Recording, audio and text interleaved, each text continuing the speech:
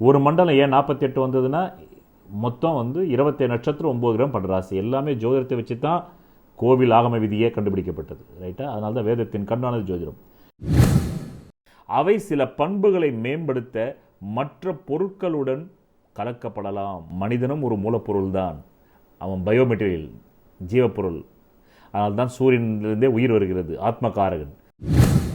இந்த உலகத்தில் உள்ள சுஃபிசம் கூட பெரிய மறைஞானம் கிடையாது. ஜோதிடத்துக்கு முன்னாடி ஹசிடிசம் ஆகட்டும், சுஃபிசம் ஆகட்டும், உலகத்தில் உள்ள 300 மதங்கள் இப்போது இருக்குது, அங்கீகாரம் பெற்ற மதங்கள். 300 மதங்களும் இதுக்கு முன்னாடி நிற்க முடியாது. வேதக நிலை என்பது கூடிய மட்டும் தமது தசா புக்தி அந்தரங்களில் சுப பலன்களை தராமல் கட்டுப்படுத்துகின்ற குணாதிசயத்தை குறிக்கும். ராசிகளிலே ஸ்திர ராசிகள் என்பது மூல ராசிகள். நன்றாக புரிந்து கொள்ள வேண்டும். ஸ்திர ராசிகள் என்பது மூல ராசிகள். ஆம், சிம்மம் ஒரு ஸ்திர ராசி. காலபுருஷ தத்துவ ஞானத்திற்கு அது முதல் பூர்வ புண்ணிய ராசி. அதுதான் உயிர்களையே படைக்கிறது, காலபுருஷனுக்கு உயிரையே தருகிறது. அங்கேதான் மனம், புத்தி, ஆத்மா இதெல்லாம் மூலம் இல்லையா? இது ரெண்டுமே ஆண் பெண். அதனால தான் இந்த பூமி எப்படி தோன்றுச்சுன்னு நான் சொல்கிறேன் என் ஞானத்தில். ஒரு ஆண் கிரகமும் பெண் கிரகமும் மோதும் போது இந்த பூமி குழந்தை பிறந்தது. அதனால தான் ஆண் பெண் படைப்பில் பிள்ளைகள் வருகிறது. அதாவது பாப்ப கிரகம் அப்படி மைண்டில் வச்சுக்கோங்க. 4 பாப்ப கிரகங்கள், சனி, செவ்வாய், ராகு, கேது, கூட சந்திரனை சேர்த்துங்க, அவனும் பாவை தானே, வளர்பிறை தேவையில்லை. அதனால 5 பாவைகள். நாம் இதையெல்லாம் விட்டுட்டு எனக்கு ராசி பலன் சொல்லி என் பொண்ணு கல்யாணம் ஆகல சொல்லு. கல்யாணம் பொண்ணுன்னு பிறந்தா கல்யாணம் ஆகத்தான் செய்யும், ஆகாமல் எப்படி இருக்கும்? அதுக்கப்புறமா குழந்தைன்னு ஒரு பொண்ணு தான் செய்யும். எங்கேயும் 120% பேருக்கு இருக்காது. அதுக்காக இதெல்லாம் ஒரு கேள்வியா? கிரகங்கள் சூரிய ஓரையில் நிற்பது அசுப பலன்களை தரக்கூடியதுதான் என்றாலும் சூரியன் மட்டும் சூரிய ஓரையில் நின்றால் அது சுபம்தான். ஜோதிட சத்குருஜி மெஹரு சேனலை சப்ஸ்கிரைப் செஞ்சவங்க சேனலில் ரெகுலர் அப்டேட்ஸ்களை உடனே பெற உடனே இந்த பெல் சிம்பலை கிளிக் பண்ணுங்க.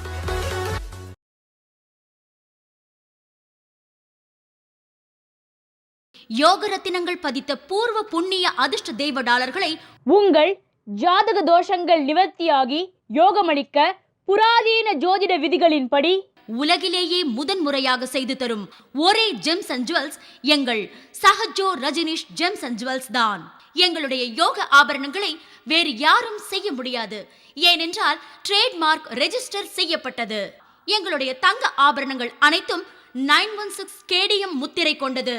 வணக்கம் என் உலகளாவிய ஜோதிட அன்பர்களே, அன்பிகளே. சூரியன் காரகத்துவம் பகுதி 3லும் காலப்பாதை பகுதி 93லும் பொதுவாக பலருக்கும் ஆத்மா உயிர் என்றால் என்னவென்றே தெரியவில்லை. ஆத்மா உயிர் என்பதின் பொருள், நீங்கள் இந்த பூமியில் உயிர் தோன்றாத போதும் நீங்கள் வேறு ஏதோ ஒரு கிரகத்தில் வாழ்ந்து வந்தீர்கள் என்றால் அந்த ஒட்டுமொத்த அறிவின் திரட்சியே ஆத்மா உயிர் அன்றி வேறில்லை.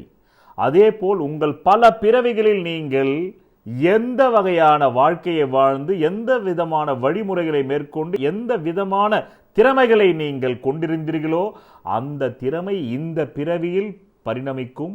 உங்கள் ஜனன ஜாதகத்திலே சூரியன் பஞ்சமாதிபதியாகவோ பாக்யாதிபதியாகவோ நல்ல ஆதிபத்தியமும் ஆட்சி உச்சமும் வர்க்கோத்தமும் இன்னும் சொல்லக்கூடிய ஷட் பலம் என்று சொல்லக்கூடிய அனைத்து வகைகளும் அவர் 15 ஆங்கிளில் பலமாக இருந்தால் நீங்கள் புகழுக்குரியவர்களாகவும் பிரசித்தி பெற்றவர்களாகவும் நினைத்ததை சாதிக்கும் வல்லமை உடையவர்களாகவும் இருப்பீர்கள். உங்களுக்கு புரியும்படி சொல்கிறேன். உலகில் உள்ள அனைத்து மதத்தை சார்ந்த பாமர மக்கள் முதல் டாக்டரேட் வரை படித்த மக்கள் வரையிலும், மேலும் ஆண்டி முதல் அரசன் வரையிலும் கடவுள் என்று சொல்லும் பொழுதும் வழிபடும் பொழுதும் அதன் பொருள் எந்த சக்தியால் தாங்கள் இன்று நிகழ்காலத்தில் இந்த பூமியில் உயிருடலோடு வாழ்ந்து கொண்டிருக்கிறோமோ அந்த சக்திக்கு நன்றிகள் பல. இதற்கு பிறகுதான் 16 வகையான செல்வங்களாகட்டும், பணங்காசாகட்டும், தங்கம் வைர நகைகளாகட்டும். முதலில் உயிருடல் ஆரோக்கியமாக இல்லாமல் இந்த உலகமே உங்களுக்கு சொந்தமாக இருந்தாலும் அதை நீங்கள் அனுபவிக்க முடியாது. அதனால்தான் ஜோதிடத்தினுடைய முதல் நடைமுறை என்னவென்றால், ஒரு ஜாதகத்தை பார்த்தவுடன் ஆயுள் ஆரோக்கியம் இருக்கிறதா என்று பார்த்துவிட்டு தான் பிறகு யோகங்களை சொல்ல வேண்டும். ஒருவன் நாளைக்கே இறக்கும் அளவிற்கு ஆயுள் ஆரோக்கியம் இருக்கும்போது அவனுக்கு நீங்கள் 1000 கோடி சம்பாதிப்பாய் என்று சொன்னால் அது நகைப்புக்குரியதாக மாறிவிடும்.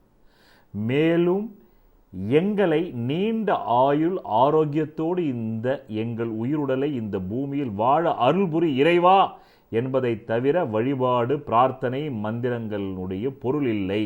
இன்று நீங்கள் வாழ்ந்து அனுபவித்துக் கொண்டிருக்கும் உங்கள் உயிருடலோடு கூடிய சரீரத்தை நல்கியவர் சூரியன் ஆவார்.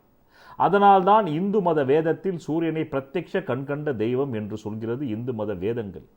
இதை நீங்கள் உங்களின் அன்றாட வாழ்வில் அனுபவபூர்வமாக உணர வேண்டுமானால், எப்போதெல்லாம் நீங்கள் பிள்ளை பேற்றை உருவாக்க காமத்தை பயன்படுத்த வருகிறீர்களோ அல்லது உங்கள் மனைவியரோடு காமத்தை நீங்கள் அனுபவிக்க வருகிறீர்களோ அப்போதெல்லாம் உங்கள் உடலில் உங்களை அறியாத ஒரு உஷ்ணத்தை ஆட்கொள்ளும். அதுதான் உயிர்காரகன், ஆத்மகாரகன் சூரியன் என்று ஜோதிட மொழியில் அழைக்கப்படுகிறது. இப்போது வானசாஸ்திர விஞ்ஞான ரீதியாக ஒரு ஓமானம் தருகிறேன், புரிந்து கொள்ள முயற்சி செய்யுங்கள். சூரியனின் மேற்பரப்பிலிருந்து சதா வெளிப்பட்டு கொண்டிருக்கும் ஆகர்ஷண சக்தி ஏனைய சனி கிரகம், சுக்கிர கிரகம், புதன் கிரகம், குரு கிரகம், செவ்வாய், சந்திர கிரகங்களை மீது பட்டு, செவ்வாய் சந்திரன் கிரகங்களின் மீது பட்டு மீண்டும் வேறுபட்ட வீரியத்தோடு டிஃபரண்ட் டைமென்ஷனேட்டில் ஓரறிவு ஜீவராசி முதல் 6 அறிவு படைத்த மனித இனம் வரையில் உயிர், சூரியன், உடல், சந்திரன், இரத்தம், இரத்த அணுக்கள், செவ்வாய், சருமம், தோல், புதன், ஸ்கின், ஆண் பெண் பால் உறுப்புகள், சுக்கிர கிரகம், மூளை, குரு கிரகம், நம்முடைய எலும்புக்கூடு, நரம்புகள், தந்துகிகளை சனி ஆளுமை செய்கின்றனர். ஆனால் இந்த அனைத்து கிரகங்களும் சூரியனிலிருந்தே வெடித்து சிதறியதுதான் என்பதுதான் விஞ்ஞானம் இன்று கண்ட உண்மை. மெய்ஞானம் என்றோ சொல்லிவிட்டது. அதனால்தான் அது மெய்ஞானம், இது விஞ்ஞானம். விஞ்ஞானம் என்பது உண்மைக்கு அருகில் செல்லும், மெய்ஞானம் உண்மையாகவே இருப்பது. பின்னர் இந்த ஒட்டுமொத்த மனித உடலின் ஸ்பேர் பார்ட்ஸையும் மரணிக்கும் வரையில் ஒரே சீராக ஆயுள் முழுவதும் பழுதின்றி சக்தியோடு ஆரோக்கியமாக காத்து வருபவர் சூரியனிடமிருந்தே இரவல் ஒளி சக்தியை பெற்று காத்து வரும் பெண் தன்மையுள்ள, திடத்தன்மையுள்ள சந்திர கிரகம் ஆவார்.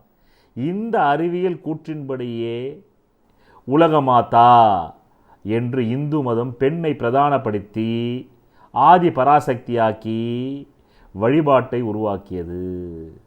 ஆனால் அந்த ஆதி பராசக்திக்கும் சூரியனிடமிருந்து வெடித்து சிதறியதே என்பதே அறிவியல் கண்ட, ஜோதிட அறிவியல் கண்ட உண்மை. அதனால்தான் சூரியனை வேதங்கள் கண்கண்ட தெய்வமாக வழிபடுகிறது, சக்தியை அல்ல. ஏனென்றால் சக்தி என்பதே சூரியனிடமிருந்து பெறுகின்ற சக்தி தான் சக்தியானது, பெண் கிரகமாய் ஆதிபராசக்தியானது. ஆதி என்பது சூரியன், அங்கிருந்து சக்தியை பெற்றதாலே அது ஆதி சக்தியானது. இந்த ஒட்டுமொத்த உடல் உறுப்புகளும் யார் தயவால் வந்தது என்றால் சூரியனுடைய ஆகர்ஷண சக்தியால், அதிலிருந்து வெடித்து சிதறியதால் வந்தது. அதனால் இவற்றையெல்லாம் படைக்கும் சக்தி மனித இனத்திடம் இல்லாததால் தான் அந்த மனித இனம் உயிருடலுக்கு ஆதாரமாக விளங்கும் சூரியனை வழிபட ஆரம்பித்தது மனித இனம். வழிபாடு எப்போது நிகழும் என்றால் உங்கள் கட்டுப்பாட்டில் உங்கள் உயிருடல் இயங்குவதில்லை என்ற பேருண்மை புலப்படும் போதுதான். அதைத்தான் ஞானம் என்று அழைக்கப்படுகிறது. நன்றி. உங்கள் வாழ்க்கையில் விடை காண முடியாத கேள்விகளுக்கு விடை சொல்ல வருகிறார் the one and only hat-trick success astrologer in India, ஜோதிட சத்குருஜி மெஹரு. தன் சுய ஜாதகத்தின் மூலம் விழிப்புணர்வு பெற்ற ஒரு மறைபொருள் ஞானி. வணக்கம் என் உலகளாவிய ஜோதிட அன்பர்களே, அன்பிகளே. சூரியன் தியான ஸ்லோகம். ஜபா குசும சங்காசம் காஸ்யபேயம் மகாத்யுதிம் தமோரிம் சர்வ பாபக்கணம் பிரணதோஸ்மி திவாகரம். இந்த மந்திரங்களைத்தான் நான் என்னிடத்திலே பூர்வ புண்ணிய அதிர்ஷ்ட தெய்வ டாலரின் பின்புறத்தில் மூலிகை கலந்த ரத்தினங்களை தருபவர்கள் இந்த மந்திரத்தை தான் தருவேன். இப்போது நான் சொல்கின்றேன், ஆழ்ந்த அமைதியோடு உங்கள் ஜாதகத்தில் உங்கள் நட்சத்திரம், உங்கள் ஜாதகத்தில் இல்லை, உங்கள் நட்சத்திரத்துக்கு தாராபலம் சந்திரபலம், உங்கள் நட்சத்திரத்துக்கு நல்ல பஞ்சங்கம் என்றால் 5 வகையில் நல்ல நாளாக வரும் நாளாக பார்த்து, இல்லை என்றால் என்னிடத்திலே நேரடியாக வந்து கேட்டு அந்த நாளிலிருந்து 108 முறை. ஏன் 108னா ஜோதிடத்தில் 108 பாதம் இருக்குது. ஒரு மண்டலம் ஏன் 48 வந்ததுன்னா மொத்தம் 27 நட்சத்திரம் 9 கிராம் படராசி, எல்லாமே ஜோதிடத்தை வச்சு தான் கோவில் ஆகம விதியே கண்டுபிடிக்கப்பட்டது. ரைட்டா? அதனால தான் வேதத்தின் கண்ணானது ஜோதிடம். இந்த மந்திரம் சொல்கிறேன், இந்த மந்திரத்துக்கான விளக்கமும் சொல்கிறேன். ஜபா குசும சங்காசம் காசியனாக்க காசியபரின் மகன் அவர். ஜபா, குசும, சங்காசம், காசிய பேயம், மகாத்யுதிம், தமோரிம், சர்வ பாபக்னம், பிரணதோஸ்மி திவாகரம். இப்போ இதுக்கு விளக்கம் சொல்கிறேன். செம்பருத்தி பூவின் நிறம் உடையவரே, காசியப்பரின் மகனானவரே. என்ன அழகா பாருங்க, சூரியன் வந்து காசியப்பருடைய குழந்தைன்றார். அப்படின்னா அந்த சித்தர்கள் அந்த தெய்வத்தை தன் குழந்தையாகவே பாவிச்சிருக்காங்கன்னா அவங்க மேலே எவ்வளோ பிரேமை இருந்திருக்கும். சூரியனை யாராவது குழந்தைன்னு சொல்ல முடியுமா? அப்படின்னா அந்த சூரியன் மேலே அந்த காசியப்பருக்கு எவ்வளவு அன்பு இருந்திருக்கு பார்க்கணும். இது ஒரு புதினம். உண்மையிலே ஒரு மனித ஒன்றுக்கு வந்து சூரியன் பிறப்பாரா? பிறக்க மாட்டார். ஆனால் அன்பாயிட்டீங்கன்னாக்கா அன்பிற்கும் உண்டோ அடைக்கும் தாள். அதான். ஆக இந்த ஸ்லோகத்தினுடைய விளக்கம், செம்பருத்தி பூவின் நிறம் உடையவரே, காச்சியப்பரின் புதல்வரே, மிகவும் பிரகாசம் உடையவரே, இருட்டின் பகைவரே, அறியாமையின் பகைவர் அவர். அதனால தான் பார்த்தீங்கன்னா சூரியனுக்கு வந்து சனி வந்து சூரியன் ஒளி ஞானம், சனி இருள் அஞ்ஞானம். அதனால் இந்த ஒளி இருளான சனியை பகைவனாக வச்சிருக்கு. சரி, இந்த பக்கம் வாங்க. சனி யார்? அவர் இருள், அவர் ஒளியை பகையாகவே வச்சிருக்காரு. இதுதான் கிரகங்களுடைய நட்பு, பகை, உச்சம், ஆட்சி, சமாச்சாரம். இது நான் ஏற்கனவே பேசியிருக்கேன். துளாராசி பகுதியில் தனியாக போட்டிருக்கேன். பஞ்ச சித்தாந்தம் அப்படின்னு இப்போ தனியாக போட்டிருக்கேன். பிளேலிஸ்ட்டில் பாருங்கள். ஆக மிகவும் பிரகாசம் உடையவரே, இருட்டின் பகைவரே, எல்லா பாவங்களையும் அழிப்பவர். பின்னென்னங்க, ஒளி தானங்க அழிக்கும். ஒளி வந்த இடத்தில், ஒளி வந்தபோது இருள் ஒன்று இல்லைங்க. எல்லா பாவங்களையும் அழிப்பவர் பகலவனை பணிகிறேன். இதுதான் ஜபா, குசும, சங்காசம், காசியபேயம், மகாத்யுதிம், தமோரிம், சர்வ பாபக்னம், பிரணதோஸ்மி திவாகரம். செம்பருத்தி பூவின் நிறமுடையவரே, காசியப்பரின் புதல்வரே, மிகவும் பிரகாசம் உடையவரே, இருட்டின் பகைவரே, எல்லா பாவங்களையும் அழிப்பவரே, அப்பகலவனான உம்மை பணிகிறேன். அப்பா அப்பா அப்பா. அவ்வளோதான். அப்பா அவர், நமக்கு அப்பா அவர். அப்பனும் அவரே, அம்மையும் அவர் இல்லை. அம்மையப்பன் அவர், அப்பனம்மை அவர். ஆக இதுதான் இந்த ஸ்லோகம். பிறகு அதற்கு கீழே காயத்ரி வருது பாருங்க. இது இன்னும் அழகா இருக்கும். காசினி இருளை நீக்கும். காசினி இருளை, அப்படியே காசினி இருளை, அடர்ந்த இருளை நீக்கும் கதிர் ஒளியாகி. காசினி இருளை நீக்கும் கதிர் ஒளியாகி, எங்கும் பூசுரர் உலகோர் போற்ற பொசிப்புடன் சுகத்தை நல்கும் வாசி ஏழுடைய தேர்மேல் மகாகிரி. நான் சொன்னேன்ல, அதுதான் மேருமலை. முன்னாடி மகாகிரி தான் மேருமலை. கிரினா மலை, மகான்னா மேரு. வாசி ஏழுடைய தேர்மேல் மகாகிரி, வலமாய் வந்த தேசிகா எனை ரட்சிப்பாய் செங்கதிரவனே போற்றி. அதுதான். அதுக்கப்புறமா அவருக்கு தனியாக சூரிய அஷ்டோத்திரமும் உண்டு. அஷ்டோத்திரம்னா 108 அப்படி உண்டு. ஆமாம். இப்போ அது நம்ம அந்த விஷயத்தை நமக்கு இப்போ எடுத்துக்கலாம், அது தேவையில்லை. ஆக இதுதான் சமாச்சாரம். புரியுதா உங்களுக்கு? இதுதான் சூரிய பகவானுடைய விஷயம். ராசி இல்லங்களில் வலம் வந்து கொண்டிருக்கும் கிரகங்களின் பூர்வீகம், குணாதிசயம், பரிபாலனம் நன்றாக நீங்கள் விளங்கிக் கொள்ள வேண்டும். பூர்வீகம், குணாதிசயம், பரிபாலனம். பரிபாலனம் என்றால் இவர்தான் ராஜா, இவர்தான் மந்திரி, இவர்தான் சட்ட மந்திரி, இவர்தான் சுகாதாரத்துறை மந்திரி என்பது இனம் பிரிப்பது, வகை பிரிப்பது, அந்தந்த துறைக்கு அவரவர்கள் நியமிப்பது, நியமனம் செய்வது என்று பொருள். அப்படி பரிபாலனம் போன்றவைகளை பற்றி தீர்க்கமாக அறிந்து கொள்ள வேண்டும் என்பதால் அவளை பற்றி கீழே காணலாம். இப்படிப்பட்டது யூடியூபில் இதுவரையில் யாரும் சொல்லவில்லை. நான் இதை ஒரு யூனிவர்சிட்டி ஆக்க விரும்புகின்றேன். வெறுமனே வயிற்றுப்பிழப்புக்காக மட்டும் ஜோதிடம் பார்த்து இந்த கலையே வயிற்றுப்பிழப்பு கலை என்று ஆக்கிவிட்டார்கள். முட்டாள் கையில் கிடைக்கும் மாணிக்கமும் அந்த மாணிக்கத்துக்கும் சூரியன் தான் அதிபதி. அது மேலான தன்னுடைய மகத்துவத்தை இழந்துவிடும் என்பதால் அதனால் நான் ஒரு யூனிவர்சிட்டி செய்ய விரும்புகின்றேன். அந்த யூனிவர்சிட்டி செய்யும் போது பல மாணவர்கள் இதன் வழியாகவே சூரியன் யார் என்பதை தெரிந்து கொள்ளலாம். ஏனென்றால் போகின்ற போக்கில் யாரும் ஜோதிடத்தை படிப்பதில்லை. ஜோதிடத்தில் நூல்களும் படித்தால் உங்களுக்கு தூங்கி விடுவீர்கள். அதிலே எந்த நூல் அனுபவ ரீதியாக சொல்கின்றது, எந்த நூலில் படித்தால் நம் மூளைக்கு எட்டும் என்பதை நீங்கள் தெரிந்து கொள்வதற்கே 2 ஆண்டுகள் சென்றுவிடும். ஆமாம், இங்கே எல்லாருக்குமே ஃபாஸ்ட் வேர்டு இந்த world fast world, fast food, fast money தான் கேட்குறாங்க எல்லாருமே. அதேமாதிரி ஃபாஸ்ட் யோகம். அதனால் நான் என் வாழ்க்கையில் 30 ஆண்டுகளை தொலைத்திருக்கிறேன். அதனால் அந்த தொலைத்த முத்துக்களை இப்போது உங்களுக்கு தருகின்றேன். ஆகவே பரிபாலனம் போன்றவை பற்றி தீர்க்கமாக அறிந்து கொள்ள வேண்டும் என்பதால் அவைகளை பற்றி கீழே காணலாம். நவ கிரகங்களில் சூரியன் ஒரு மூல கிரகம். இது மூலக்கோள் என்றால் இந்த கோளிலிருந்து தான் எல்லாமே தோன்றியது. இன்றைக்கு அரசியல்வாதிகள் கூறு போட்டு விற்கிறார்களே, அவை எல்லாமே இயற்கை சார் பொருள்கள் தானே தவிர வேறு ஒன்றுமே இல்லை. ரா மெட்டீரியல் என்று சொல்வோம். எந்த ஒரு வியாபாரத்திற்கும் ரா மெட்டீரியல் தேவை. ஒரு மூலப்பொருள், ஒரு தீவனம், ஒரு பதப்படுத்தப்படாத பொருள் அல்லது முதன்மை பொருட்கள் என்றும் அழைக்கப்படுகிறது. இது ஒரு அடிப்படை பொருளாகும். இது பொருட்கள், முடிக்கப்பட்ட பொருட்கள், ஆற்றல் அல்லது இடைநிலை பொருட்களை உற்பத்தி செய்ய பயன்படுகிறது. அவை எதிர்கால முடிக்கப்பட்ட தயாரிப்புகளுக்கு தீவனமாகும். தீவனமாக இந்த பொருட்கள், தடங்கள், சொத்துக்கள் மற்றும் பிற தயாரிப்புகளை உற்பத்தி செய்ய வேண்டும் என்பதை குறிக்கிறது. மூலப்பொருள் என்ற சொல் பதப்படுத்தப்படாத அல்லது குறைந்த பதப்படுத்தப்பட்ட மாநிலங்களில் உள்ள பொருட்களை குறிக்கிறது. இப்போது புரிகிறதா? அரசியல்வாதிகள் எல்லாமே இந்த நவகிரக காரங்களை என்ன சொல்வது, அவர்கள் தனதாக்கிக் கொள்வதற்காகத்தான் ஆட்சிக்கு. இல்லை என்றால் பணம் என்பது எங்கே தனியாக ஏற்கலை. பகவான் ஓஷோ ஒன்று சொன்னார், nature has no idea of dollars, otherwise dollars will grows in trees. அவங்க இதை தான் டாலர் ஆக்குறாங்க, இதை தான் அவங்க கரன்சி ஆக்குறாங்க. ஆக மூலப்பொருள் என்ற சொல் பதப்படுத்தப்படாத அல்லது குறைந்த பதப்படுத்தப்பட்ட மாநிலங்களில் உள்ள பொருட்களை குறிக்கிறது. மூல மரப்பால், கச்சா எண்ணெய், பருத்தி, நிலக்கரி, மூல உயிரி, இரும்புத்தாது, காற்று பதிவுகளை, நீர் அல்லது வேளாண்மை, வனவியல், மீன்பிடித்தல் அல்லது தாது பொருட்களின் மினரல்ஸ். எந்த ஒரு பொருளும் அதன் இயற்கையான வடிவத்தில் அல்லது அதை தயாரிக்க தேவையான மாற்றத்திற்கு உட்பட்டுள்ள கணிசமான அளவுகளில் சர்வதேச சந்தைப்படுத்தல்.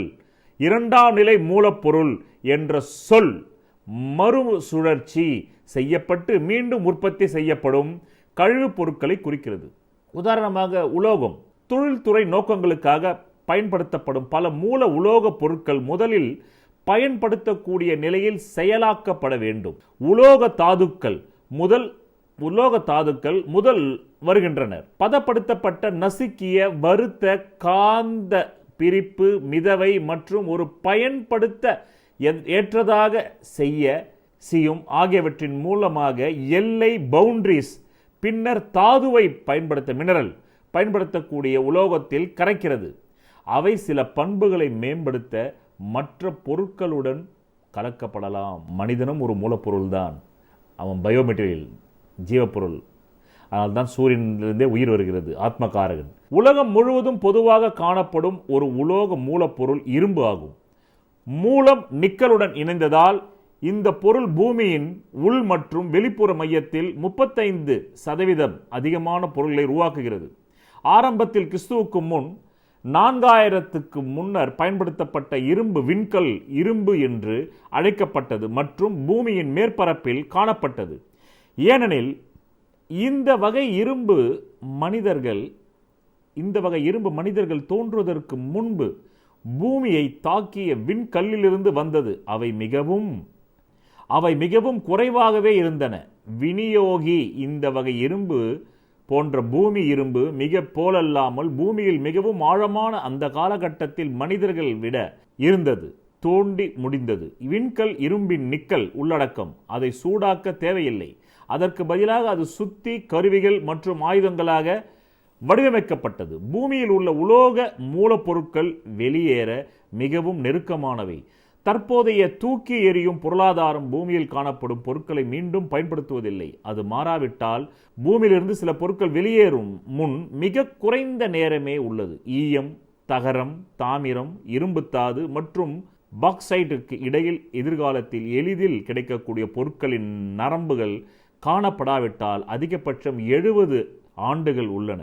இரும்புத்தாது பல வடிவங்கள் மற்றும் மூலங்களில் காணப்படுகிறது. இரும்பு தாதுவின் முதன்மை வடிவங்கள் இன்று ஹெமடைட் மற்றும் காந்தம். இரும்புத்தாது உலகம் முழுவதும் காணப்படலாம் என்றாலும் மில்லியன் கணக்கான டன் வரிசையில் வைப்பு மட்டுமே தொழில்துறை நோக்கங்களுக்காக செயலாக்கப்படுகிறது. ஆஸ்திரேலியா, பிரேசில், தென்னாப்பிரிக்கா, கனடா மற்றும் உக்ரைன் ஆகிய இரும்புத்தாது ஏற்றுமதியாளர்களில் முதல் 5 பேர் இரும்பு தாதுவின் முதல் ஆதாரங்களில் ஒன்று போக் இரும்பு. போக் இரும்பு மலைகளின் அடிவாரத்தில் கரிப்போக்கின் கீழ் உருவாக்கப்படும் பட்டாணி அளவிலான முடிச்சுகளை வடிவத்தை எடுக்கிறது. இப்போ தெரிகிறதா, ஒரு சூரியனுக்குள்ளே இவ்வளோ விஷயம் இருக்குது. அதை விட்டுட்டு நம்ம கஞ்சி குடிப்போமான்னு ராசி பலன் பார்த்துட்டு இருந்தால் எங்கேருந்து நாம் வல்லரசு நாடாகிறது, விஞ்ஞானம் வளருது? இந்த ஒரே ஒரு சூரியன் என்ற மூலப்பொருளுக்குள்ள ஜோதிட சித்தர்கள் தான் சூரியன் மூல கிரகம்னு எழுதி வச்சுருக்காங்க. ஆனால் யார் அதை எடுத்து படித்து இப்படி விவரமாக சொல்கிறாங்க? அது யோசிச்சு பாருங்க. இப்படி விவரமாக ஒரு விஷயத்தை பற்றி அலசி ஆராயும் பொழுதுதானே அந்த விஷயம், அது சம்பந்தப்பட்ட நுணுக்கங்கள், மனிதன் அதை எப்படி பயன்படுத்த வேண்டும் என்ற ஒரு அறிவு எல்லாமே மனித இனத்திற்கு கிடைக்கும். அதை விடுத்துவிட்டு வெறும் கண் போன போக்கிலே கால் போகலாமான்னு எம்ஜிஆர் பாடின மாதிரி நாம் போய்கிட்டு இருந்தோம்னா எப்படி? காண தவறாதீர்கள். ஜாதக வெற்றி அடைவது எப்படி? லக்னத்திற்குத்தான் கற்களை அணிய வேண்டுமே தவிர ராசிக்கு கற்கள் அணியக்கூடாது. ராசிக்கல் மோதிரம் அணிவதால் பயனில்லை. உங்கள் வாழ்க்கையில் சுபிட்சம் ஏற்பட, குழந்தை பாக்கியம் ஏற்பட, வெளிநாடு செல்ல, தரித்திர நிலையிலிருந்து வெளிப்பட, கடனை திருப்பி அடைக்க ஒரே மருந்து பூர்வ புண்ணிய அதிர்ஷ்ட தெய்வ டாலரின் பின்புறத்தில் மூலிகை கலந்த யோக ரத்தினங்கள் அணிவது ஒன்றே. அதை நாம் அறிவியல் படுத்தினால்தானே நாம் மட்டுமல்லாமல் நம்முடைய எதிர்கால சந்ததிகளும் அதை பயன்படுத்தி உய்ய முடியும். இந்த மூலப்பொருளான சூரியனிலிருந்தே தாது பொருட்களும் உருவானது. அதிலிருந்தே பயோமெட்டீரியல்ஸ் என்று சொல்லக்கூடிய ஜீவ பொருட்களும் உருவானது. ஏனென்றால் சூரியனை பற்றி பேசும்போது சூரிய குடும்பத்தை பற்றி பேசினால்தான் உங்களுக்கு புரியும். இந்த ஒரு சூரியனை ஏன் மூலக்கோள் என்கிறது? இதிலிருந்தே அனைத்தும் தோன்றியது. இதிலிருந்தே சகல பொருட்களும் தோன்றியது, பரம்பொருள் உட்பட. ஏனென்றால் இதற்கு மேல் உள்ள ஒரு பெரிய சூரியன் தான் பரம்பொருள். பிறகு அதுவும் ஒரு மூலப்பொருள் தான். அந்த மூலப்பொருள் இந்த பௌதீகத்துக்கு ஒரு மூலப்பொருட்களை உருவாக்குகிறது.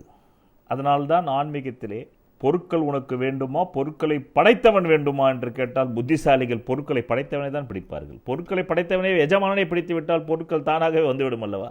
இப்போது சூரியனும் சுக்கிரனும் ஒரு மூலக்கோள். சந்திரன், செவ்வாய், சனி, ராகு, கேது என்பது ஒரு தாதுக்கோள், அது மினரல்ஸ். பிறகு பயோமெட்டீரியல்ஸ் என்று சொல்லக்கூடியது ஜீவக்கோள், அது குருவும் புதனும்.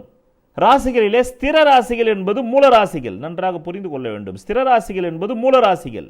ஆம், சிம்மம் ஒரு ஸ்திர ராசி. காலபுருஷ தத்துவ ஞானத்திற்கு அது முதல் பூர்வ புண்ணிய ராசி. அதுதான் உயிர்களையே படைக்கிறது, காலபுருஷனுக்கு உயிரையே தருகிறது. அங்கேதான் மனம், புத்தி, ஆத்மா இதெல்லாம் மூலம் இல்லையா? நீங்கள் ஏதாவது ஒரு நான் லட்சாதிபதி ஆகணும், நான் ஒரு சூப்பர் ஸ்டார் ஆகணும், நான் டோலிவுட் ஸ்டார் ஆகணும், கோலிவுட் ஸ்டார் ஆகணும், பாலிவுட் ஸ்டார் ஆகணும், ஹாலிவுட் ஸ்டார் ஆகணும்னா முதல்ல எண்ணம் வரணும் இல்லை? அதுதானே மூலம். அதுதான் காலபுருஷ தத்துவ ஞானத்துக்கு பூர்வ புண்ணிய ஸ்தானமான சிம்மத்தை மூல ராசி ஆக்கினார்கள் சித்தர்கள். பாருங்கள், அவங்க எப்பேற்பட்ட மனிதர்கள் அவங்க. அவங்க தான் விஸ்டம் நிறைந்தவர்கள். அதாவது அவங்க மட்டும்தான் கிறிஸ்டல் கிளியர் நாலேஜ் உள்ளவங்க. நாம் அவங்கள நம்பி மோசம் போகவே இல்லை. ஆனால் விஞ்ஞானிகள் நம்பி நம்ம நிறைய மோசம் போகிறோம். என்ன அழகாக அவங்க சொல்லிட்டு போயிருக்காங்க பாருங்கள். சிலுக்குது எனக்கு பேசும்போது. இவ்வளோ விஷயங்கள் ஜோதிடத்தை விட்டு ராசி பலன் எனக்கு 500 ரூபா கிடைக்குமா, 1000 ரூபா கிடைக்குமா, 5 லட்சம் கிடைக்குமா, இப்படி பேசிகிட்டு இருந்தால் இந்தியா வல்லரசு நாடாவது பிச்சைக்கார நாடாகும். பகவான் ஓஷோ சொன்னார். அவரிடத்தில் ஒரு நண்பர் கேட்கிறார், இந்த நாடு பிச்சை எடுக்கப் போகிறது என்றவுடன் பகவான் ஓஷோ சொல்கிறார், பிச்சையா? என்ன நீங்கள் சொல்கிறீர்கள்? பிச்சை எடுப்பதற்கு கூட இடுவதற்கு ஒருவர் வேண்டும் அல்லவா? அதற்கு கூட இந்த நாடு தகுதி இல்லாமல் போகப் போகிறதுன்னு பார்த்துங்க. இதுதான் தீர்க்க தரிசனம். அவர் தான் 1980 சொன்னார் என்னென்னு, எய்ட்ஸ் வரும்னு. அப்போது யாருமே சொல்லலை எய்ட்ஸ்ன்னு. அவர் தான் ஃபஸ்ட்டு சொன்னார். அதுக்கப்புறமா 85 எய்ட்ஸ் வந்தது. ஆமாம், அதனால தான் அவர் ஆசிரமத்துக்குள்ளே யார் போனாலுமே எய்ட்ஸ் டெஸ்ட் பண்ணுவாங்க. ஆமாம், இருந்த அப்புறமா தான் அலோடு. ஏன்னா இங்கேருந்து வந்துச்சுன்னு சொல்லக்கூடாதுன்னு அப்போவே 80ஸ்லேயே அவர் எய்ட்ஸ் டெஸ்ட் வச்சார் அவர் ஆசிரமத்தில். அவரே தான் சொன்னார், எந்த ஒரு ஆணும் பெண்ணும் தாங்கள் விரும்பினால் செக்ஸ் வைத்து கொள்ளலாம்னு. அதையும் அவர் தான் சொன்னார் 1975களில். அன்றைக்கி அவர் செக்ஸ் ஆமையார்னு போனாங்க. ஆனால் 2018 சுப்ரீம் கோர்ட்டு ஒரு வழக்கு போகுது. அந்த வழக்கு என்னன்னா, கள்ளக்காதல் ஈடுபடக்கூடிய ஆணை மட்டுமே தண்டிக்கிறீர்கள், பெண்ணை விட்டுவிடுகிறீர்கள். ஒன்று தண்டித்தால் இருவரும் தான் சுகம் காண்கிறார்கள், இருவரையுமே தண்டியுங்கள், இல்லை என்றால் இருவருமே விடுதலை செய்யுங்கள்னாங்க. இது 5 பெஞ்சு உட்கார்ந்த நீதிபதிகள் விசாரிச்சுட்டு, சரி கரெக்ட் தான், 2 பேரும் சுகம் அனுபவிக்கிறதுனால இது ஒரு உயிர் சம்பந்தப்பட்ட பொருள். ஏன் இதுனா, இது மூல கிரகம். மூல கிரகத்தை பற்றி பேசும்போது ஆத்மா இல்லையா, ஆத்மா தானே மூலம், அதனால் வருது அது விஷயம். அதனால் அங்கே தான் 2018 கரெக்டு தான், ஒருத்தரை தண்டிக்கிறது தப்பு. ஏன்னா அதுக்கு முன்னாடி 5 ஆண்டுகள் சிறை போனான். கள்ளக்காதல் ஈடுபட்டவங்களை போய் புருஷன் ப்ரூவ் பண்ணான்னா, அதுக்கப்புறம் தான் இது தவறு. ஒரு பொருட்களை வாங்கலாமே தவிர ஒரு மூலப்பொருளை எப்படி வாங்க முடியும்? உயிர் என்பது ஒரு மூலப்பொருள் இல்லை. ஒரு பொண்டாட்டியை நீ கட்டிக்கிட்டன்றதுக்காகவே அவள் உயிரை நீ வந்து பர்ச்சேஸ் பண்ணியா? இந்த உயிரை கொடுத்தது தான் சூரியன். அதனால் சூரியன் என்ற மூல கிரகத்தை பற்றி பேசும்போது மூலப்பொருளான மனித உயிர் வருது. ஆக ஸ்திர ராசிகள் என்று சொல்லக்கூடிய ரிஷபம், சிம்மம், விருச்சிகம், கும்பம், இந்த 4 ராசிகளுமே மூல ராசிகள். பிறகு மேஷம், கடகம், துலாம், மகரம், சரராசிகள் எல்லாமே தாது மினரல் ராசிகள், தாது பொருட்கள். பிறகு மிதுனம், கன்னி, தனுசு, மீனம், இவை 4மே ஜீவராசிகள். அப்படி என்றால் பயோமெட்டீரியல்ஸ். அங்கே தான் உங்களுடைய மருத்துவம் உள்ள வருது, மருத்துவ உபகரணங்கள் வருது, மருத்துவ கருவிகள் வருது, ஆப்ரேஷன் வருது, எல்லாமே வருது. இது 3 கலவையில் தான் இந்த பிரபஞ்சத்தில் எல்லா பொருட்களும் படைக்கப்பட்டது. அதுக்கு தான் இந்த விளக்கம். அப்படின்னா ஜீவக்கோள் என்பது குருபுதன், தாதுக்கோள் என்பது சந்திரன், செவ்வாய், சனி, ராகு, கேது. அதாவது பாப்ப கிரகம் அப்படி மைண்டில் வச்சுக்கோங்க. 4 பாப்ப கிரகங்கள், சனி, செவ்வாய், ராகு, கேது, கூட சந்திரனை சேர்த்துங்க, அவனும் பாவை தானே, வளர்பிற தேவையில்லை. அதனால் 5 பாவைகள், சந்திரன், செவ்வாய், சனி, ராகு, கேது என்ற 5 பாவிகள் வந்து தாது பொருட்களுக்கு அதிபதி. சுப கிரகங்களான குரு, புதன், ஆமாம், அவங்க வந்து ஜீவ பொருட்களுக்கு அதிபதி. சுக்கிரனும் சூரியனும் காமக்காரகன் வச்சா பாருங்க மூலப்பொருள். ஆமாம், ஒரு உயிர் உருவாகிறதுக்கு உயிர், அந்த உயிர் காமம் என்ற விந்து, ஆணின் விந்து பெண்ணின் சுரோணயத்துக்குள்ளதான உயிர் உருவாகுது. அதனால தான் சூரியனை சுக்கிரனோட மூலப்பொருள். ஆஹா, இது வல்லவா சோதனம், இப்படி சொல்லணும் ஜோசியத்தை. அதை விட்டுட்டு நான் கஞ்சி குடிப்பேன்னாக்க நீ உழைச்சா கஞ்சி குடிப்பேன், நீ உழைக்கலைனாக்கா கஞ்சி குடிக்க மாட்டேன், இவ்வளோதான விஷயம். நீ உழைச்சா பணங்காசு சம்பாதிக்க போகிறேன், நீ உழைக்கலைன்னா பணங்காசு சம்பாதிக்க மாட்டேன், அவ்வளோதான். எல்லாருமே அப்படியே உழைச்சி தானே வந்தாங்க. எம்ஜிஆர், ஜெயலலிதா, ரஜினிகாந்த், டாட்டா. ஆமாம், டாட்டாவுடைய வரலாறு எடுத்து படிச்சு பாருங்க. அவரும் வந்து மிடில் கிளாஸ்லேருந்து தான் வந்தாங்க. அந்த டாட்டானா இந்த குடும்பம் இல்லை, முதல் ஃபவுண்டர். அம்பானி ஒன்றுமே இல்லாமல் தானே வந்தார், போய் ஃபாரினில் வேலை செஞ்சு. ஆக சூரியன் என்கின்ற உயிர் ஆண் பெண்ணினுடைய விந்து சுக்கிலமாக மாறி உயிர்களை படைப்பதால் என்ன அழகாக சித்தம் சொன்னான் பாருங்க. சூரியனை சுக்கிரனும் மூலக்கோள், ரா மெட்டீரியல் அவங்க 2 பேர். அந்த ரா மெட்டீரியலை அப்படியே வந்து மினரலாக மாற்றி, அந்த மினரலில் தான் இன்றைக்கி மாத்திரைகள் கண்டுபிடிக்கிறாங்க. இந்த மாத்திரைகள்லாம் எப்போவோ நம்முடைய சித்தர்கள் கண்டுபிடிச்சிட்டு போயிட்டாங்க, சரிங்களா? அவங்க எப்போவோ கண்டுபிடித்து விட்டு போய் விட்டார்கள். அவங்க போனதுக்கப்புறமா இப்போ நான் தான் கண்டுபிடிச்சேன்னு சொல்லிக்கிட்டு இருக்காங்க இவங்க. அவங்க எப்போவோ கண்டுபிடித்தாகி விட்டது. ஆக இதுதான் அந்த மூலக்கோள், சுக்கிரன், சூரியன் மூலக்கோள். ஆக ஸ்திர வீடுகளான ரிஷப, சிம்ம, விருச்சிக, கும்பம் என்பது மூல ராசிகள். சர வீடுகள் என்கின்ற 4 ராசிகளான மேஷ, கடக, துலாம், மகரம் என்பது தாது மினரல். பிறகு உபயராசிகள் என்று சொல்லக்கூடிய மிதுன, கன்னி, தனுசு, மீனம் என்பது ஜீவராசிகள். இந்த 3 கலவையில் தான் இந்த உலகத்தில் இருக்கக்கூடிய அனைத்து விதமான பொருட்களையும் அரசியல்வாதிகள் ஆட்சிக்கு வந்தவுடனே தங்களுக்கு சொந்தம் என்று ஆக்கிக் கொண்டு அவர்களும் 70 வயசில், 80 வயசில், 90 வயசில் செத்து போகிறார்கள். பிறகு அவர்கள் குடும்பங்கள் அதை அனுபவிக்கின்றன. இப்படியே அனுபவிக்கின்றன. இதில் ஏதாவது வந்து ஜாதக யோகம் பெற்றவன் உள்ளே வந்தால் அவன் தான் அம்பானி ஆக முடியும், அவன் தான் வந்து அதானி ஆக முடியும். இவ்வளோதான் விஷயம். ஏன்னா அதானி மிடில் கிளாஸ்லேருந்து வந்தவர் தான் பாருங்க நீங்கள். ஆக இப்பொழுது இந்த அந்த கிரகம், மூல கிரகம் என்பதற்கான பொருட்கள் எல்லாம் இந்த உலகத்தில் என்னென்ன உண்டு என்பதை பற்றி நான் கூறிவிட்டேன். பிறகு இந்த மூலப்பொருட்களின் மோதல்கள், ஏராளமான மூலப்பொருட்கள் மற்றும் சிறிய பொருளாதார வளர்ச்சியை கொண்ட இடங்கள் பெரும்பாலும் டச்சு அல்லது வலசாபம் என்று அழைக்கப்படும் ஒரு நிகழ்வை காட்டுகின்றன. டச்சு நோய். இது ஒரு நாட்டின் பொருளாதாரம், முக்கியமாக அதன் ஏற்றுமதியை அடிப்படையாக கொண்டால் அதன் நிர்வாக முறை காரணமாக நிகழ்கிறது. ஒரு எடுத்துக்காட்டு, காங்கோ ஜனநாயக குடியரசு. மனிதர்கள் அல்லாதவர்களால் மூலப்பொருட்களும் பயன்படுத்தப்படுகின்றன. பறவைகள் கண்டுபிடிக்கப்பட்ட பொருட்களை பயன்படுத்துகின்றன மற்றும் கூடுகளை உருவாக்க கிளைகள் போன்றவை. Conflicts of raw materials. Places with plentiful raw materials and little economic development often show a phenomenon known as Dutch disease or the resource curse, which occurs when the economy of a country is mainly based upon its exports because of its method of governance. An example of this is the Democratic Republic of the Congo. Raw materials are also used by non-humans such as birds using found objects and twigs to create nests. Bulk cargo, இந்த மூலப்பொருட்கள் வரதெல்லாம் bulk materials, bulk liquid, bio material, commodity, conflict resource, critical mineral raw materials, downcycling, list of building materials, marginal factor cost, material passport, material sciences, nature, இது எல்லாமே அந்த மூலப்பொருள் தான். Many raw materials used in industrial purpose must first be processed into a usable state. Metallic ores are first processed through a combination of crushing, roasting, magnetic separation, flotation and leaching to make them suitable for use in a foundries then smelt the ore into usable metal that may be alloyed with other materials. To improve certain properties, one metallic raw material that is commonly found across the world is iron. And when combined with nickel, this material makes up over 35% of the material in the Earth's inner and outer core. The iron that was initially used as early as BC, 4000 BC, was called meteoric iron and was found on the surface of the earth. As this type of iron came from the meteorites that struck the earth before the humans appeared and were in very limited supply, this type of iron is unlike most of the iron in the earth. As the iron in the earth was much deeper than the humans of that time period were able to excavate the nickel content of the meteoric iron made it not need to be heated up, and instead it has hammered and shaped into tools and weapons. Iron ore.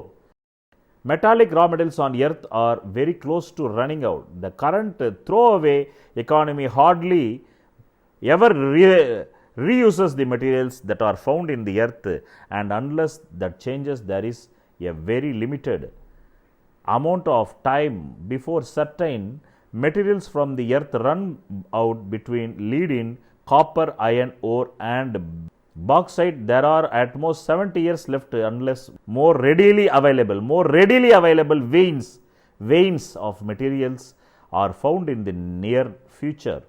Iron ore can be found in a multitude of forms and sources. The primary forms of iron ore today are hematite and magnetite. While iron ore can be found throughout the world, only the deposits in the order of millions of tons are processed for industrial purpose. The top 5 exporters of iron ore are Australia, Brazil, South Africa, Canada and Ukraine. One of the first source of iron ore is bog iron. Bog iron takes the form pea-sized noodles that are created under peat bogs at the base of mountains. இவ்வளோ விஷயம் இருக்குது. இப்போ நான் படித்தேனே, இவ்வளவு விஷயங்களும் இதற்குள் அடக்கம்.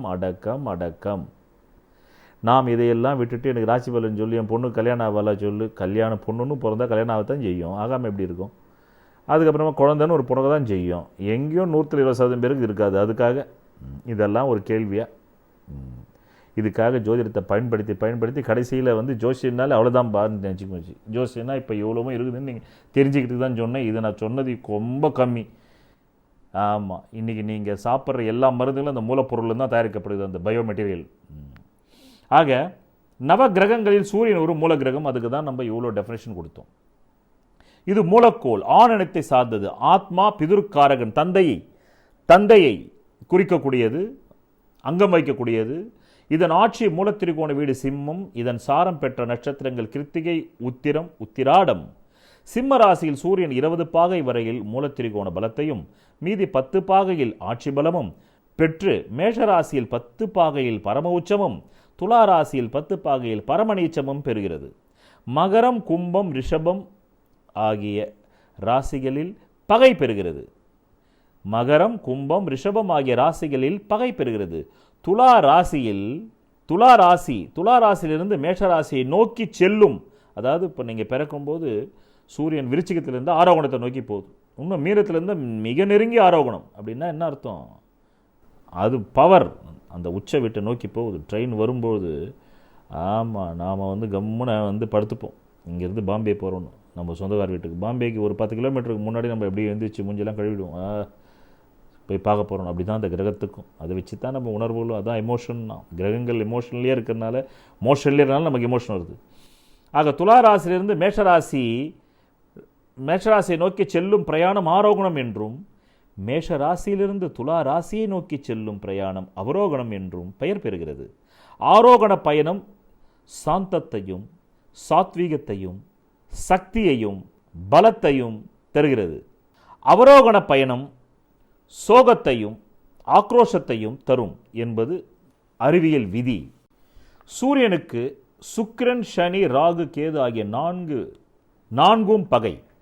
இங்குதான் நீங்கள் நட்பாட்சி உச்சம் பகையை பற்றி கொஞ்சம் கவனிக்க வேண்டும். நட்பு, ஆட்சி, உச்சம், பகையை பற்றி நீங்கள் கொஞ்சம் சீர்தூக்கி சிந்தித்து பலனறிய வேண்டும். சூரியனுக்கு சனி, சுக்கிரன், ராகு, கேது பகை. புதன் சமன். சந்திரன், செவ்வாய், குரு நட்பு. நன்றாக கவனிக்க வேண்டும். சூரியன் ஒரு ஒளி கிரகம். அவர் சனியை பகையாக, இருளை பகையாக வைத்துள்ளார். சனி ஒரு இருள் கிரகம், சூரியனையும் பகையாக வைத்துள்ளார். என்ன அற்புதம் பார்த்தீர்களா? ஆனால் இந்த ஒளி இருள் இது இரண்டுமே ஒன்றுக்கொன்று பகை. அதனால்தான் ஜோதிடம் மிகப்பெரிய ஆன்மீகம். இது ஒரு மிக மறை ஞானங்களிலேயே இந்த உலகத்தில் உள்ள சுஃபிசம் கூட பெரிய மறை ஞானம் கிடையாது. ஜோதிடத்துக்கு முன்னாடி ஹசிடிசம் ஆகட்டும், சுஃபிசம் ஆகட்டும், உலகத்தில் உள்ள 300 மதங்கள் இப்போது இருக்குது, அங்கீகாரம் பெற்ற மதங்கள். 300 மதங்களும் இதுக்கு முன்னாடி நிற்க முடியாது. இதுதான் ஆழ்கடலுக்கு ஒப்பமானது. இந்த ஆழ்கடலிலிருந்தே ஆன்மீகமே வந்தது. அதனால தான் உலகில் தோன்றிய அனைத்து மதங்களும் ஜோதிடத்திலிருந்துன்னு நான் 14 வீடியோ போட்டு ஒரு பிளேலிஸ்ட் போட்டிருக்கேன், போய் பாருங்கள். அடுத்ததாக கிரகங்களின் ஏறும் வரிசையில் சூரியன் 7வது ஸ்தானம் வகிக்கிறது. மற்றவைகள் எல்லாம் ஏறும் வரிசையில் எப்படி என்று பார்ப்போம். புதன் மிகவும் தாழ்ந்த பலம் உள்ளவன். அதற்கு அடுத்தபடியாக அங்காரகன் பலமுடையவன். அதற்கு அடுத்தபடியாக சனி பலமுடையவன். அதற்கு அடுத்தபடியாக குரு பலமுடையவன். குருவை காட்டிலும் சுக்கிரன் பலமுடையவன். சுக்கிரனை காட்டிலும் சந்திரன் பலமுடையவன். சந்திரனை காட்டிலும் சூரியன் பலமுடையவன். இதுதான் 7வது வரிசை. அந்த சூரியனை காட்டிலும் ராகு பலமுடையது. அந்த ராகுவை காட்டிலும் கேது பலமுடையது. காரணம், சூரிய சந்திரர்களால் தான் ராகு கேதுக்களே தோன்றியது. அந்த சூரியனும் சந்திரனும் வெட்டும் புள்ளிகளில் இருந்து வெளிப்படக்கூடிய காந்த கதிர்வீச்சுக்கள் தான் ராகு கேதுக்கள் என்று கிரகங்களின் பலம் ஏறும் வரிசையில் இடம்பெற்று இருக்கிறது. சூரியனுக்கு பக்ரகதி சரணம் கிடையாது. சூரியன் சந்திரன் நின்ற ராசிக்கு 3வது ராசியில், அதாவது சூரியனுக்கு வக்ரகதி சரணம் கிடையாது. சூரியன் சந்திரன் நின்ற ராசிக்கு, சூரியன் சந்திரன் நின்ற ராசிக்கு 3வது ராசியில் இருந்தாலும், அல்லது குரு நின்ற ராசிக்கு விரய ஸ்தானத்தில் சூரியன் நின்றாலும் அது வேதக நிலையை பெறுகிறது. மீண்டும் நன்றாக கவனிக்க வேண்டும். சூரியன் சந்திரன் நின்ற ராசிக்கு, சூரியனாக உங்கள் ஜாதகத்தில் சூரியன் ஒரு இடத்துல இருக்கு, சந்திரன் நின்ற ராசிக்கு 3வது, அதாவது சந்திரனுக்கு 3வது ராசியில் சூரியன் இருந்தாலும், அல்லது குரு நின்ற ராசிக்கு விரயஸ்தானத்தில் சூரியன் நின்றாலும் அது வேதக நிலையை பெறுகிறது. வேதக நிலை என்பது கூடிய மட்டும் தமது தசா புக்தி அந்தரங்களில் சுப பலன்களை தராமல் கட்டுப்படுத்துகின்ற குணாதிசயத்தை குறிக்கும். அதை போலவே சூரியன் நின்ற ஸ்தானத்திற்கு 11ல் சுக்கிரன் இருந்தால் அச்சுக்கிரன் வேதகராகிறது. இவ்வளவு விஷயம் இருக்குது. அதனால தான் எனக்கு ஏன் வேலை செய்யலை இந்த ராசி பலன்னாக்கா, நீங்கள் ராசி பலன்லேயே உட்காந்துக்க வேண்டியது தான். அது 100% ஒரே 1%, 99% இங்கே இருக்குது. சூரியனுக்கு 6ல் நின்ற சனி பாசகராகிறது. பாசகிரகம் தமது தசா புக்தி அந்தரங்களில் விரைவில் நற்பலன்களை தரும். அங்காரனுக்கு 2ல் நின்ற சூரியன் அங்காரன் 2ல் நின்ற சூரியன் பாசகராகிறது. சூரியனுக்கு 6ல் நிற்கும் அங்காரகன் போதகராகிறது. Charles Darwin theory, survival of the fittest. இதன் பொருள், தகுதியுடையது தப்பிப் பிழைக்கும். உங்கள் ஜனன ஜாதகம் இந்த கர்ம பூமியில் தப்பிப் பிழைக்குமா? அதற்கான கிரகபல தகுதியை உங்கள் ஜனன ஜாதகம் பெற்றிருக்கிறதா என்பதை எப்படி அறிவீர்கள்? அதற்காக உருவாக்கப்பட்டதுதான் இந்த அஸ்ட்ராலஜி தெரப்பி கிளாஸஸ். நீங்களும் உங்கள் ஜனன ஜாதக பலவீனத்தை அறிந்து உங்கள் வாழ்க்கையில் வெற்றி பெற இன்றைய அஸ்ட்ராலஜி தெரப்பி கிளாஸில் சேர்ந்து பயனடையுங்கள். பை ஸ்ரீ மகாமேரு ஜோதிட தியானாலயம் ட்ரஸ்ட். ஃபவுண்டர் ஜோதிட சத்குருஜி மேரு. போக குணம் பெற்ற கிரகம் தமது தசாபுக்தி அந்தரங்களில் நிறைய நற்பலன்களை தரும் என்பதாகிறது. சூரியனுக்கு 7இல் நின்ற குரு காரகராகி நிதானமாக தமது தசாபுக்தி அந்தரங்களில் நல்ல பலன்களை தவறவிடாமல் தரும் என்பதாகிறது. சுக்கிரனுக்கு 12இல் நிற்கும் சூரியனும் காரகராகிறார். சூரியனுக்கு அஸ்தங்கத கதி கிடையாது. ஆனால் அச்சூரியனை நெருங்கி கடக்கும் கிரகங்களுக்கும் மற்றும் பிற கிரகங்களை சூரியன் நெருங்கி கடக்கும் போது ஒரு சில குறிப்பிட்ட இடைவெளிகள் தொடர்ந்து இருக்கும் வரையில் அக்கிரகங்கள் சூரிய ஒளியுடன் ஒன்றி தமது சக்திகளை இழந்து அஸ்தங்க கதியை பெறுகின்றன. சூரியனுக்கு முன்னும் அல்லது பின்னும், நன்றாக கவனிக்க வேண்டும், சூரியனுக்கு முன்னும் அல்லது பின்னும் கிரகங்கள் இருந்தால் எவ்வளவு தூரத்தில் அஸ்தங்கத கதி ஏற்படுகிறது என்று பார்ப்போம். சுக்கிரன் சூரியனுக்கு முன்னும் பின்னும் 9 பாகையில் அஸ்தமனம் ஆகிறது. அஸ்தமனம் என்றால் ஒரு கிரகம் தன் சக்தியை இழக்காம, நிறைய ஜோதிடர்களுக்கு அனுபவம் இல்லாமல் அது எரிஞ்சு சாம்பல் ஆயிடுச்சுடுவாங்க. எரிஞ்சு சாம்பல் ஆயிடுச்சுன்னா இப்போ மீண்டும் உருவாகுதா? தன் சக்தியை இழக்காமலும் அதே சமயத்தில் தன் சக்தியை பிரயோகிக்காமலும் ஸ்தம்பிக்கும் நிலை. ஆக சுக்கிரனுக்கு 9 பாகை அஸ்தமனம், புதனுக்கு 11 பாகை அஸ்தமனம், குருவுக்கு 15 பாகை அஸ்தமனம், அங்காரகனுக்கு 17 பாகை அஸ்தமனம், குருவுக்கு 17 பாகை, குருவுக்கும் அங்காரகனுக்கும் மட்டும் 17 பாகை அஸ்தமனம், மேலும் சந்திரனுக்கு 12 பாகை அஸ்தமனம். மீண்டும் சொல்கின்றேன், சுக்கிரனுக்கு 9, புதனுக்கு 11, குருவுக்கு 15 பாகையும், அங்காரகனுக்கு 17, சனிக்கு 17, பிறகு சந்திரனுக்கு 12 பாகை. ராகு கேதுக்கு அஸ்தங்கத கதி கிடையாது. திதி சூன்ய தோஷத்தினால் சிம்ம ராசியும் சூரியனும் எப்படி பலம் இழக்கிறது என்பதை பற்றி அறிந்து கொள்ள வேண்டாமா? திருதியை திதி, சஷ்டி திதி, நவமி திதி, தசமி திதி, திரியோதசி திதி ஆகிய 5 திதிகளில் பூர்வபட்ச திதிகள் என்றால், பூர்வம் என்றாலே வளர்பிறை, அமரம் என்றாலே தேய்பிறை திதிகள் என்று எதுவாயினும் அதில் வரும் திதிகள் சிம்ம ராசி திதி சூன்யம் என்றால் சிம்ம ராசியில் இருக்கிற கிரகமும் வேலை செய்யாது. அந்த சிம்ம ராசி உங்களுக்கு எத்தனாவது வீடாக ஜாதகத்தில் வருதோ அந்த வீடுக்குரிய உறவு நிலையும் உங்களுக்கு செட் ஆகாது, பொருள் நிலையும் செட் ஆகாது. இவ்வளோ விஷயம் இருக்குது. எனக்கு ஒரே ஒரு மருந்து தாடி பாலாஜி மாதிரி ராசி பலன்களை சொல்லுன்னு கோடான கோடி மக்கள் சுற்றினுக்கிறான். அப்படியே தான் நாட்டில் சுற்றிட்டு அப்படியே தான் அவன் இப்பிறப்பு முதல் இறப்பு வரை அப்படியே செத்து போவான். அவன் வாழ்க்கையில் தெளிவே வராது. அதில் வரும் திதிகள் சிம்ம ராசி திதிசூன்ய தோஷம் பெறுகிறது. ஆகவே அதன் ஆட்சி அதிபதி சூரியனும் திதி தோஷம் பெறுகிறது.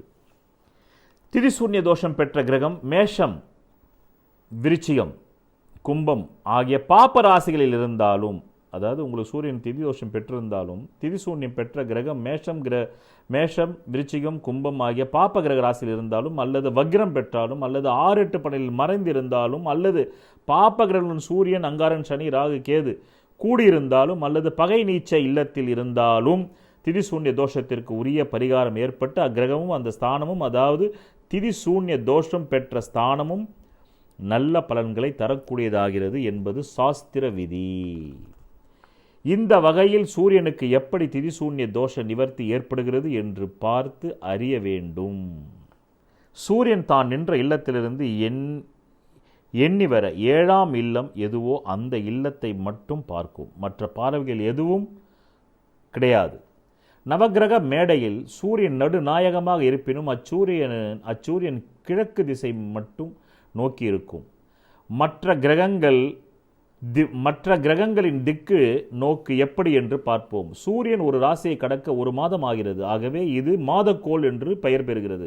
ஒரு நட்சத்திர பாதத்தை கடக்க ஆகும் காலம், ஒரு நட்சத்திர பாதத்தை 9 நட்சத்திரம் இருக்குது இல்லையா, அதனால் சூரியன் ஒரு நட்சத்திர பாதத்தை கடக்க ஆகும் நாள் 8 நாள் 8 நாழிகை 22 வினாடி 55.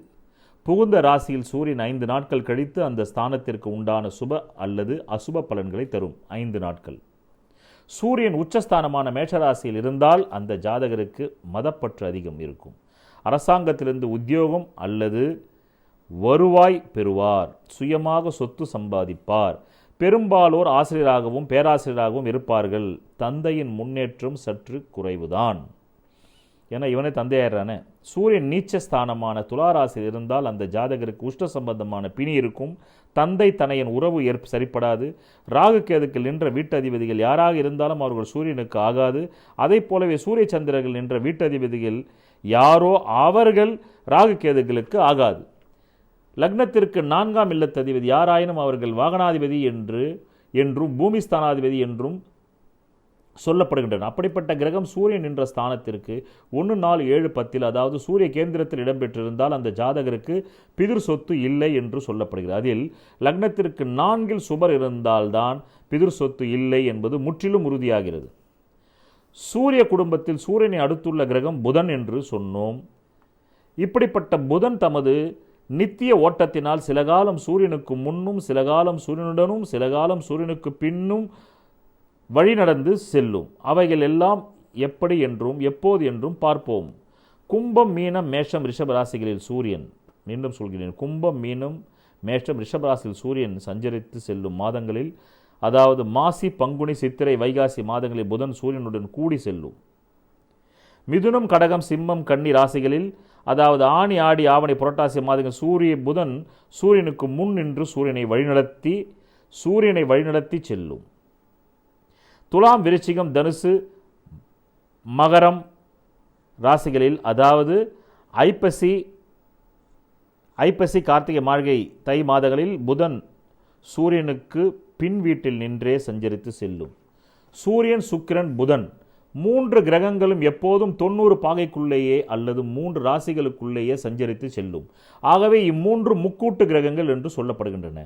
மாத கோள்களும் ஆகும். சூரியனை விட சுக்கிரனுக்கு சற்று வேகம் அதிகம். சுக்கிரனை விட புதனுக்கு சிறிது வேகம் அதிகம். ஒரு நாளில் கடக்கும் தூரம். புதன் 4 பாகை 5 கலை 33 விகலை. சுக்கிரன் 1 பாகை 36 கலை 8 விகலை. சூரியன் 0 கலை. சூரியன் பாகை 0, கலை மட்டுமே 59, விகலை 8. ஆக சூரியனை விட சுக்கிரனுக்கு சற்று வேகம் அதிகம். சுக்கிரனை விட புதனுக்கு சிறிது வேகம் அதிகம்.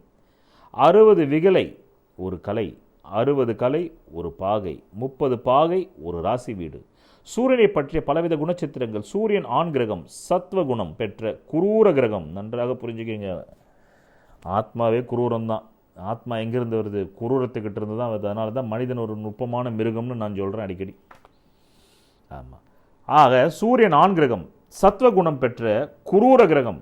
சத்வ கிரகம் தான், ஆனாலும் குரூர கிரகம். நல்லா கவனிக்கணும். அப்படின்னா சத்திரிய கிரகம், அது போர் கிரகம். ஒரு சத்திரியனுக்கு சூரியனுடைய ஒளி படணும், அப்போ தான் அவனுக்கு வீரம் வரும்.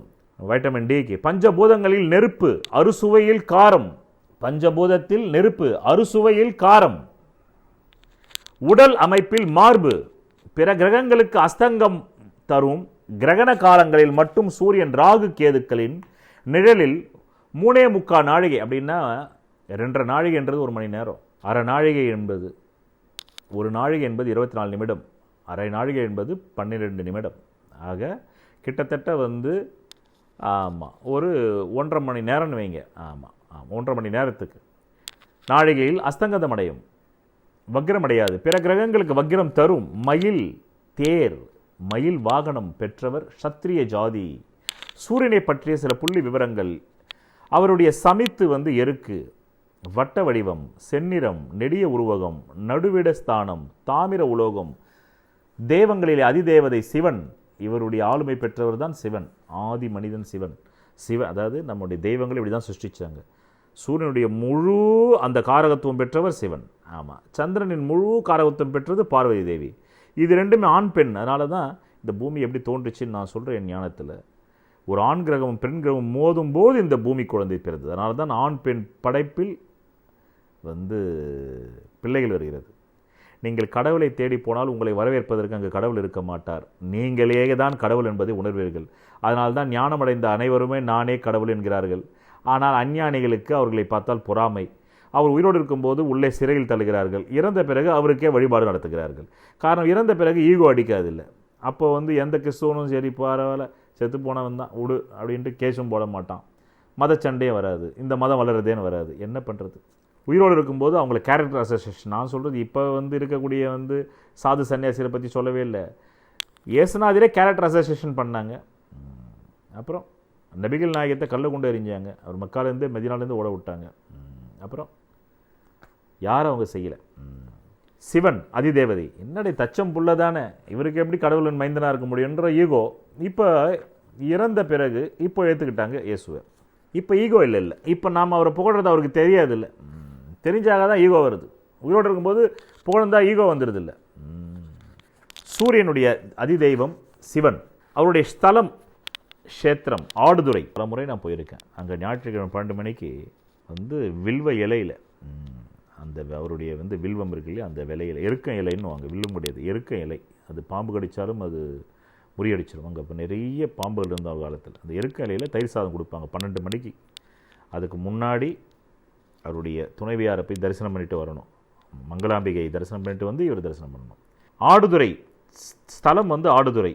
அவருடைய தானியம் கோதுமை, அவருடைய மலர் செந்தாமரை, நவரத்தினங்களில் அவர் மாணிக்கம், கோச்சாரத்தில் 5ஆம் ராசி சஞ்சாரம் கொடுமை தரும். 26 நாள் கிடையாது, ஒரு மாதம் 30 நாள், 26 கலை, 5 விகலையாகிறது. ஒரு நட்சத்திர பாதம் கடக்க 3 நாள், ஒரு நட்சத்திர பாதம் கடக்க 3 நாள், 23 நாழிகை, என்ன 55 வினாடி ஆகிறது. கரு உற்பத்தியில் 4ஆம் மாதம் 10ஆம் மாதம் ஆகிய மாதங்களுக்கு சூரியன் அதிபதியாகிறார். தசை வருஷம் 6, எண்கணித்தில் அலைவரிசை எண் 1, கைரேகையில் மோதிர விரலுக்கு கீழ் உள்ள மேடு சூரிய மேடாகிறது. ஞாயிற்றுக்கிழமை சூரியனுக்கு உரிய கிழமையாகும். கிரகங்கள் சூரிய ஓரையில் நிற்பது அசுப பலன்களை தரக்கூடியதுதான் என்றாலும் சூரியன் மட்டும் சூரிய ஓரையில் நின்றால் அது சுபம்தான். வீரப்பா அவன் வீட்டில் இருக்கலாம்ல, அவன் வீட்டை எரிக்க மாட்டான்ல, அதே மாதிரி தான். அதே மாதிரி தான். ஒசாமா பின் லேடன் அவர் வீட்டை அவர் எரிச்சுப்பார், அந்த மாதிரி தான். ஏன்னா சூரியன் உஷ்ண கிரகம் இல்லையா, அதனால் அவருடைய ஓரையில் இருக்கக்கூடாது, உஷ்ணம் ஏறிடும். பரணி 3ஆம் பாதம் முதல் ரோகிணி 2ஆம் பாதம் வரையில் சூரியன் சஞ்சரிக்கும் காலம் கத்திரி என்றும், இதெல்லாம் நாம் எப்போது சொன்னோம் டெலஸ்கோப் வரதுக்கு முன்னாடி, இப்போ தான் விஞ்ஞானி ஒத்துக்கிட்டான். கத்திரி என்றும் அக்னி நட்சத்திரம் என்றும் சொல்லப்படுகிறது. சூரிய சந்திர சேர்க்கை அமாவாசையாகும். சூரிய சந்திரர்களில் சமசப்தம ஸ்தான அமைப்பு பௌர்ணமியாகும். சூரியனும் சந்திரன் ஒரு வீட்டில் இருந்தாங்கன்னாக்கா அது அமாவாசை. அது கூட டிகிரி கரெக்டாக போகணும், டிகிரி விலகி இருந்தாக்க இருக்காது. சூரியன் சந்திரன் நேருக்கு நேர் இருந்தாக்கா அது பேர் பௌர்ணமி. சூரிய சந்திரர்களின் சமசப்தம அமைப்பு பௌர்ணமி ஆகும். சூரியனும் சந்திரனும் ஒரு ராசியில் இருக்கும்போது அவர்களுடன் ராகுவோ அல்லது கேதுவோ இருந்தால் அது கிரகண தோஷமாகும். சூரியனும் சந்திரனும் ஒரு ராசியில் இருக்கும்போது அவருடன் ராகுவோ அல்லது கேதுவோ இருந்தால் அப்போது சூரிய கிரகணம் பிடிக்கிறது. சூரியனுடன் கேது இருந்தால் அது கேது கிரஸ்தம், அது கேது கிரஸ்த சூரிய கிரகணமாகும். சூரியனுடைய ராகு இருந்தால் அது ராகு கிரஸ்த சூரிய கிரகணமாகும். சூரியனும் சந்திரனும் சமசப்தமமாக இருக்கும்போது சூரிய சந்திரனுடன் ராகு கேதுக்கள் அல்லது கேது ராகுக்கள் இருந்தால் அது சந்திர கிரகணமாகும். ஆஹா, சந்திரனுடன் கூடியுள்ளது எதுவோ அந்த கிரகத்தின் கிரஸ்தமுடைய கிரகணம் என்று சொல்லப்படுகிறது. உதாரணமாக சூரியன் சந்திரன் சமசப்தமாக இருந்து சந்திரனுடன் கேது இருந்தால் அது கேது கிரஸ்தம், ராகு இருந்தால் ராகு கிரஸ்தம். சூரியன் காசிப மகரிஷியின் முதல் மனைவிக்கு பிறந்தவர். ஆஹா, இதை அப்படியே புராணமாக்குறாங்க. அவ்வளோ பெரிய நெருப்பை மனிதனுக்குள்ளே கொண்டு வர்றாங்க நம்ம புரிஞ்சுக்கிறதுக்காக. இது ஒரு விதமான ஓமானம். இந்த ஓமானம் கவித்துவமான ஓமானம். அதை உண்மை நம்பிடக்கூடாது, அதை நமக்கு க்ளோஸ் ஆக்குறாங்க. சூரியன் காசிப மகரிஷியின் முதல் மனைவிக்கு பிறந்தவர், ஆகவே அவர் காசிப மகரிஷி கோத்திரத்தை சேர்ந்தவராகிறார். உஷா பிரத்யுஷா ஆகிய இருவரும் சூரியனுடைய தேவிமார்கள் அவர்கள். இந்த உஷா என்ற வார்த்தைக்கு நிழல்னு பேர். ஆனால் புராணப்படி சமிஞ்சா சாயாதேவின்னாலும் சாயா, அவர் நிழல் தான் அவருக்கு மனைவி. அதை புரிஞ்சுக்கணும் அந்த வேலைகள். அதை விட்டுட்டு உங்கள் மதத்தில் சூரியனுக்கே பொண்டாட்டி சொல்கிறீங்கன்னு முட்டா பசங்க விடுங்க. அவர் ரைவத நாட்டு இளவரசி என்று பலவிதமாக சொல்லப்பட்டிருக்கிறது. மறைஞானம்னாக்கா இப்படி உள்ளே போய் புரிஞ்சுக்கிறது, வெளியிலேயே சொன்னால் அது மறைஞானம் இல்லை. விதி மதி கதி. விதிங்கிறது உங்களுக்கு அமைஞ்சிருக்கிற ஜாதகத்தில் இருக்கிற ஜென்ம லக்னம்ங்கிறது. அது பலமா இருந்தா அந்த ஜென்ம லக்ன ஜாதகத்தில் இருக்கக்கூடிய அனைத்து விதமான தோஷங்களுக்கும் ஜாதக ரீதியாக பரிகாரம் செய்து உங்களை வெற்றி பெற வைக்கலாம். மதிங்கிறது உங்களுக்கு அமையக்கூடிய சந்திர லக்னம். விதியான ஜென்ம லக்னம் பலவீனமாய் கெட்டு போய் அந்த மதியாவது பலமா இருந்தா அப்பதான் நியூமராலஜி, நேமாலஜி, வாஸ்து சாஸ்திரம், ஹீப்ரு பிரமிட் நியூமராலஜி மூலமா உங்களை வெற்றி பெற செய்யலாம். ஜாதகத்துல விதி மதிங்கிற இந்த ரெண்டுமே கேட்டு கதிங்கிற சூரிய லக்னம் பலமா இருந்தா அவங்களுக்காக கண்டுபிடிக்கப்பட்டதுதான் பரிகார சாஸ்திரம். அதன் மூலமா அவங்களுக்கு பரிகாரம் செஞ்சு அவங்களை வெற்றியாளர்களா மாற்றலாம். அந்த பரிகாரத்திற்கு என்றே நான் கண்டுபிடிக்கப்பட்டதுதான் பூர்வ புண்ணிய அதிர்ஷ்ட தெய்வ டாலர் ஆகும். ஒரு மனிதன் அவன் ஜாதகத்தை அறிந்து கொண்டால் தான் அவன் வாழ்க்கையில் வெற்றி நிச்சயம். சொல்வதெல்லாம் பலிக்கும் அபூர்வ வாக்கு சக்தி பெற்றவர் மெஹ்ரு அவர்கள். உங்கள் வாழ்க்கையில் பணம், புகழ், பதவி, திருமணம், குழந்தை பேரு, உயர்கல்வி, வெளிநாட்டு யோகம், கலைத்துறையில் வெற்றி, அரசியலில் வெற்றி போன்ற இன்னும் எண்ணற்ற உங்கள் வாழ்வின் கேள்விகளுக்கு ஒரு மனிதன் அவன் ஜாதகத்தை எப்படி அறிந்து கொள்வது? கான்டாக்ட் ஜோதிட Sadguruji Mehru. Address Quality Complex, first floor, new number 45, wall number 12, Arunachalam Road, Saligramam, Chennai 93. Phone 044237607772. Contact 9952959962, 98409 57612. Website www.srimeheru.org.